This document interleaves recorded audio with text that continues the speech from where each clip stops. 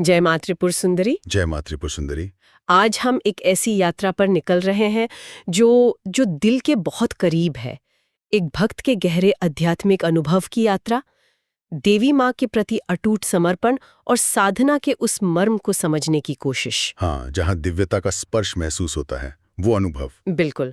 और इस अनुभव के केंद्र में कुछ खास तत्व रहे हैं, है ना? जी हाँ, बिल्कुल। जैसे कि श्री यंत्र, एक पवित्र ज्यामितीय आकृति, फिर ललिता सहस्त्रनाम, देवी के 1000 नामों का वो दिव्य पाठ, और एक विशेष मंत्र, गुरु प्रदत्त पंचदशी मंत्र। तो आज हम यही समझने की कोशिश करेंगे कि ऐसी जो साधना होती है, इतनी एकाग्र, इतनी तीव्र, उसका असली सार क्या है। और ये कैसे, मतलब भक्त और भगवान के बीच वो एक अटूट सा रिश्ता बना देती है, जहाँ कोई दूरी नहीं रहती। हाँ, वही, उस अनुभव में दिव्यता का वो एहसास, वो आनंद, वो कैसे आता है, कैसे संभव होता है। ये अपने आप में एक बड़ा गहरा सवाल है। चलिए, इस रहस्य को परत दर परत खोलने की कोशिश करते हैं। शुरू करते हैं साधना के मुख्य स्तंभों से। ठीक है। तो जिस अनुभव की हम बात कर रहे हैं, उसमें साधक की जो अपनी साधना थी, उसमें 3 चीजें बिल्कुल स्पष्ट थीं, आधार थीं। पहला तो खुद अपने हाथ से बनाया हुआ पूजित श्री यंत्र, देवी का ही स्वरूप मानते हैं इसे, ब्रह्मांड का नक्शा जैसा। हाँ, बिल्कुल, कॉस्मिक मैप। दूसरा, कंठस्थ किया हुआ ललिता सहस्त्रनाम, मतलब जुबानी याद, देवी के वो 1000 नाम, उनके गुण, उनके रूप। और तीसरा, गुरु कृपा से मिला हुआ 15 अक्षर का पंचदशी मंत्र, उसका लगातार जाप। और देखिए, इसमें एक बहुत बहुत गहरी बात छिपी है। साधक का ये पक्का विश्वास था कि अगर माँ को प्रकट होना है, अगर उनकी कृपा मिलनी है, हाँ, तो ये 3 चीजें ही काफी हैं। मतलब पर्याप्त से भी पर्याप्त। इससे ज्यादा कुछ और चाहिए, ऐसी कोई दौड़ नहीं थी। ये सोचने वाली बात है। अक्सर हम लोग क्या करते हैं, हम साधनों की लिस्ट बढ़ाने लगते हैं, सोचते हैं शायद ये भी कर लें, वो भी कर लें। हाँ, कुछ और जोड़ लें तो शायद जल्दी फल मिले। पर यहाँ सोच बिल्कुल साफ है। जैसे षोडशी या महाषोडशी जैसे और ऊंचे मंत्र हैं, उनकी तरफ मन नहीं गया, जो मिला पंचदशी, उसी को सब कुछ माना। बिल्कुल। भाव ये था कि माँ को आना होगा तो इसी से आ जाएंगी, इन 3 स्तंभों के सहारे। कोई कमी नहीं है इसमें। यहीं पर वो बात आती है, साधना की गुणवत्ता, उसकी गहराई। एग्जैक्टली, बिल्कुल। बात ये नहीं है कि आपके पास कितने साधन हैं, लिस्ट कितनी लंबी है। बात यह है कि जो चुना है, जो मिला है, उसमें आप कितना गहरे उतरते हैं। जो गुरु ने दिया है, जो रास्ता मिला है, उसमें आपकी निष्ठा कितनी है, प्रेम कितना है, एकाग्रता कितनी है। असल में सफलता का राज तो इसी गहराई में है। तो ये सिर्फ बाहरी क्रिया नहीं है, मतलब कर्मकांड जैसा। नहीं, बिल्कुल नहीं। कर्मकांड तो एक हिस्सा हो सकता है, पर ये उससे कहीं ज्यादा है। ये तो अपनी पूरी चेतना को, आपकी भावना, आपकी इच्छा, आपका संकल्प, आपकी एकाग्रता, सब कुछ इन साधनों के जरिए ईश्वर की तरफ मोड़ देना है। अपनी पूरी हस्ती को उस एक चीज में लगा देना। और जैसा अनुभव बताता है, इसी गहराई से, इसी समर्पण से वो माँ का उस परम चेतना का अनुभव हुआ। हाँ, एक यंत्र, एक कंठस्थ स्तोत्र और एक मंत्र का जाप, पूरे समर्पण से। बस देखिए, ये सिद्धांत तो जीवन में कहीं भी लागू होता है। गहराई जरूरी है, फैलाव नहीं। और इसी गहराई वाले सूत्र से जुड़ा हुआ एक और बहुत जरूरी पहलू सामने आता है, अर्थ का महत्व। हाँ, ये बहुत महत्वपूर्ण है। खासकर जब हम ललिता सहस्त्रनाम जैसे स्तोत्र पढ़ते हैं, साधक का जो नजरिया था वो बड़ा सीधा और तर्क वाला था। अगर मुझे मतलब ही नहीं मालूम तो फिर पढ़ने का फायदा क्या। बिल्कुल सही सवाल। और ये सवाल हर साधक को खुद से पूछना चाहिए। बिना मतलब समझे शब्दों को दोहराना, चाहे वो कितने ही पवित्र क्यों ना हो, वो एक तरह से क्या हुआ, तोता रटंत। हाँ बिल्कुल, तोता रटंत। जैसे कोई ऐसी भाषा बोल रहे हो जो हमें आती ही नहीं। क्या उससे दिल का तार जुड़ेगा? शायद नहीं। श्रोता भी इसी बात पर जोर देता है। यहाँ शायद हमें ध्वनि प्रधान मंत्र और अर्थ प्रधान स्तुतियों में फर्क समझना होगा। हाँ, ये भेद समझना बहुत जरूरी है। देखिए, कुछ ध्वनियां या मंत्र ऐसे होते हैं जहां ध्वनि का कंपन, उसका वाइब्रेशन ही मुख्य होता है। जैसे शंख की ध्वनि है, या कई बीज मंत्र होते हैं, ओम, ह्रीं, क्लीम। अच्छा, उनका असर उनके नाद में है, उनकी ध्वनि में है, भले ही हमें उनका एकदम सटीक शाब्दिक अर्थ न पता हो। लेकिन जो स्तुतियां हैं, स्तोत्र हैं, आरतियां हैं, भजन हैं, वो अर्थ प्रधान होते हैं। उनमें हर शब्द का एक मतलब है, एक भाव है। देवी देवता की किसी गुण का, किसी लीला का, किसी रूप का वर्णन है। और जब भक्त उस मतलब को समझता है, उसे महसूस करता है, तब क्या होता है? तब भक्ति का असली रस पैदा होता है। जैसे किसी फल का स्वाद उसके रस में होता है ना, वैसे ही अर्थ वाली स्तुति का आनंद उसके मतलब को समझने और महसूस करने में है। हर नाम, हर लाइन एक नई फीलिंग जगाती है। मन में प्रेम, श्रद्धा, कृतज्ञता, हैरानी, ऐसे भाव भरते हैं। तो बिना समझे पाठ करना, फिर श्रोत कहता है कि वो एक शुष्क प्रक्रिया बन जाती है, सूखी सी। बिल्कुल मैकेनिकल हो जाता है वो, एक यांत्रिक क्रिया। हो सकता है उसका मकसद बस पाठ की गिनती पूरी करना हो या कोई दुनियावी इच्छा पूरी हो जाए। जैसे बस पाठ कर दिया, अब माँ मेरी ये इच्छा पूरी कर दें। इसमें वो दिल का जुड़ाव, वो भीगना नहीं होता। लेकिन जब समझ के साथ अर्थ को दिल में उतारकर भक्ति की जाती है, तब वो सीधे दिल को छूती है, आत्मा को पोषण मिलता है उससे। वो भक्त और भगवान के बीच एक बातचीत बन जाती है। हर नाम एक पुकार बनता है और हर पुकार में एक गहरा अनुभव छिपा होता है। यही है सच्चा भक्ति रस, जो आत्मा को तृप्त करता है। इस भक्ति की जो तीव्रता है, उसका वर्णन तो और भी हैरान करने वाला है। साधना की उस ऊंचाई का जिक्र है जहां मंत्र जाप ऐसे हो रहा है मानो व्यक्ति दुनिया के लिए पागल सा हो गया हो। इसे उन्मत्त अवस्था कहा गया है। हाँ, ये शब्द उन्मत्त सुनकर शायद कुछ लोग थोड़ा चौंकें या इसका गलत मतलब निकालें, पर यहाँ इसका मतलब दुनियावी पागलपन या दिमागी असंतुलन नहीं है। तो फिर क्या है ये अवस्था? स्रोत इसे कैसे बताता है? वर्णन ऐसा है कि साधक 24 घंटे हर सांस के साथ बस माँ के ध्यान और मंत्र जाप में डूबा हुआ है।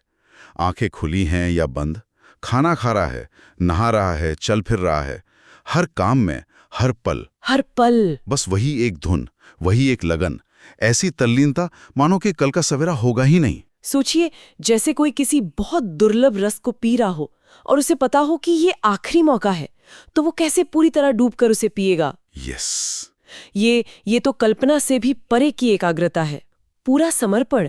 हाँ, ये उन्मत्त अवस्था असल में गहनतम, डीपेस्ट एकाग्रता और पूर्ण समर्पण का शिखर है।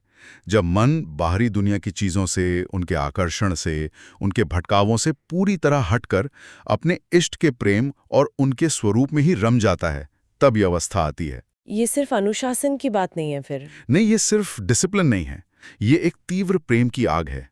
अपने इष्ट के लिए एक ऐसी प्यास है जो बाकी सब कुछ भुला देती है। ये माँ के कृपारस का, उनके पास होने के एहसास का एक तीव्र आस्वादन है। ऐसी अवस्था में जीने का अनुभव कैसा होता होगा? स्रोत में एक बहुत सुंदर उपमा दी है। ऐसी अवस्था में जीवन खुद ही सौंदर्य लहरी बन जाता है। सौंदर्य लहरी? हाँ, मतलब साधक फिर सुख, दुख, मान, अपमान, इन सब से ऊपर उठकर सिर्फ दिव्यता, आनंद और सौंदर्य की लहरों पे तैरने लगता है। हर पल एक उत्सव, हर सांस एक आनंद। वाह, ये सुनकर ही मन में एक अजीब सी शांति और एक खिंचाव सा महसूस होता है। लेकिन यहीं पर एक और सवाल उठता है, जो साधक के मन में भी आया और स्रोत में भी है, कि क्या वाकई में इन बाहरी साधनों की जरूरत है, जैसे यंत्र, सहस्रनाम, मंत्र? क्या इनके बिना ईश्वर को नहीं पाया जा सकता? ये बहुत गहरा सवाल है। और अगर सैद्धांतिक रूप से देखें, थ्योरी में, तो शायद नहीं। अच्छा। हाँ, परम तत्व तक पहुंचने के लिए शायद एक बिल्कुल सरल, सच्चा दिल और सच्ची पुकार ही काफी हो सकती है।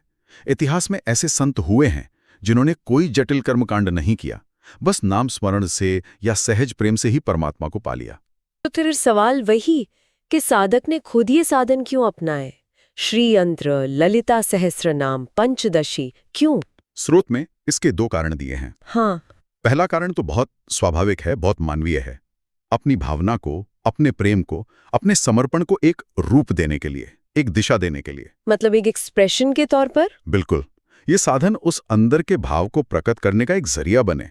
जैसे हम प्यार में तोहफा देते हैं या खत लिखते हैं, वो बाहरी चीजें अंदर के भाव को ही तो दिखाती हैं। समझ गई। और दूसरा कारण? दूसरा कारण था गुरु आज्ञा। क्योंकि गुरु ने ये रास्ता दिखाया था, ये साधन दिए थे, तो शिष्य का धर्म था कि उन पर चलें। गुरु के आदेश पर सवाल जवाब नहीं, बल्कि पूरी श्रद्धा से उसका पालन करना। अच्छा। ये अपने आप में एक बहुत बड़ी साधना है।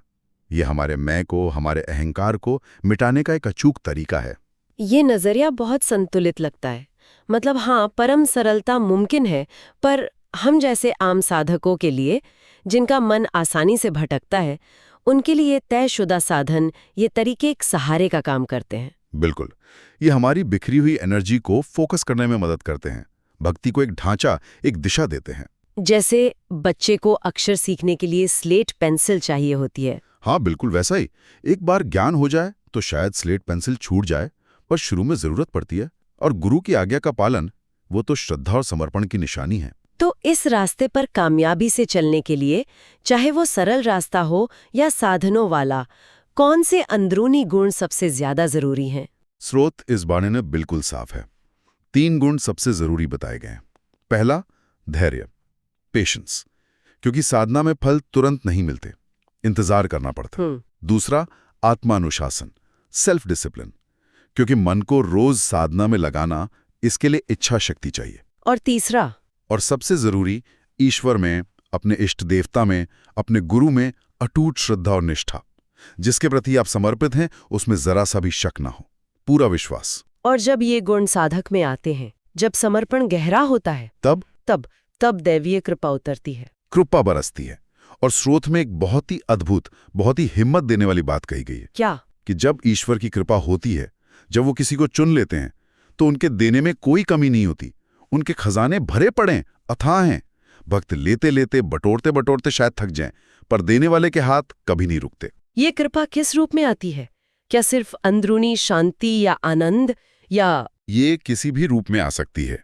अंदरूनी शांति, स्पष्टता, आनंद, प्रेम, ये तो है ही। पर स्रोत कहता है कि ये भौतिक समृद्धि के रूप में भी आ सकती है, क्योंकि जिसके पास सब कुछ है, वो कुछ भी दे सकता है। अच्छा। और एक बहुत पावरफुल रूपक इस्तेमाल किया गया है कि अगर स्वयं जगत जननी श्री माता आपको अपना लेती हैं, तो वो आपको किसी राजकुमारी या राजकुमारी की तरह रखती हैं। उनकी संतान भला दीनहीन कैसे हो सकती है? राजा के बच्चे भिखारी नहीं होते। बिल्कुल, परमात्मा अपनी विरासत में दिव्यता और ऐश्वर्य दोनों देते हैं। ये विचार तो मन को बहुत बल देता है, एक आशा जगाता है। तो इस पूरी चर्चा को अगर हम समेटें, तो क्या कह सकते हैं? वो सच्चा आध्यात्मिक जुड़ाव, ईश्वर से वो गहरा अपना सा रिश्ता कैसे बनता है? सार यही है जी कि ये रिश्ता गहरी, समझी हुई और तीव्र भक्ति से बनता है। भक्ति सिर्फ एक एहसास नहीं है, उसे समर्पित अभ्यास से साधना पड़ता है, तराशना पड़ता है। चाहे आप बिल्कुल सरल रास्ता चुनें या व्यवस्थित साधनों का इस्तेमाल करें, चाबी है गहराई, समझ, तीव्रता और अटूट निष्ठा। और जैसा कि स्रोत इशारा करता है, इस सनातन परंपरा का कोई भी जीवंत मंत्र, जब उसे इस तरह श्रद्धा, समझ और समर्पण से साधा जाए, तो वो जीवन को उन ऊंचाइयों तक ले जा सकता है, उन दिशाओं में बदल सकता है जिसकी हमने शायद कभी कल्पना भी न की हो। बिल्कुल। और आखिर में स्रोत हमें एक गहरे चिंतन के लिए छोड़ जाता है। ये हमें याद दिलाता है कि हम कितने भाग्यशाली हैं कि हमारा जन्म इस धरती पर हुआ, इस सनातन संस्कृति में हुआ, जो अनगिनत आध्यात्मिक निधियों, अनमोल रत्नों और सिद्ध रास्तों से भरी पड़ी है। ये एक बहुत बड़ा खजाना है जो हमें विरासत में मिला है। सचमुच एक अनमोल धरोहर। तो सुनने वालों के लिए अंतिम विचार ये है कि इस विरासत में मिले खजाने को पहचानना, ये जानना कि हमारे पास कितनी गहरी आध्यात्मिक दौलत मौजूद है, ये हमारे अपने जीवन में गहरे अर्थ, अंदरूनी शांति और उस परम सत्ता से जुड़ने की हमारी अपनी खोज को कैसे प्रेरित कर सकता है, कैसे प्रभावित कर सकता है। इस पर सोचना, इस खजाने को खोल कर देखना, शायद ये जीवन की दिशा ही बदल दे। बिल्कुल। इसी प्रकार के अन्य गहन विचारों और चर्चाओं के लिए इस प्रयास को सराहें, चैनल से जुड़ें और कमेंट बॉक्स में जय मां त्रिपुर सुंदरी अवश्य लिखें। माता आप सभी का कल्याण करें।